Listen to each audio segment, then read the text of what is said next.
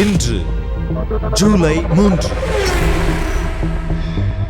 1980 test போட்டிகளில் hat-trick சாதனை புரிந்த முதல் இந்திய கிரிக்கெட் பவுலர் ஹர்பஜன் சிங் இன்று பிறந்தார்.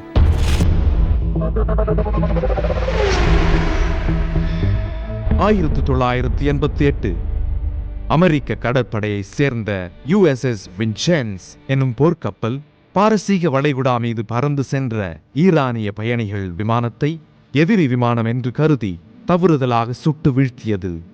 அந்த விமானத்தில் சென்ற 290 பயணிகளும் மாண்ட தினம் இன்று.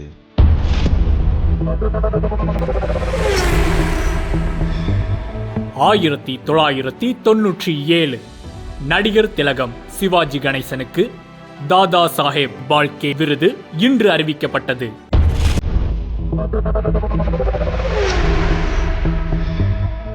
1924 சிங்கப்பூரில் 2வது தேர்ந்தெடுக்கப்பட்ட அதிபரும் முதல் தமிழ் அதிபருமான திரு SR நாதன் இன்று பிறந்தார்.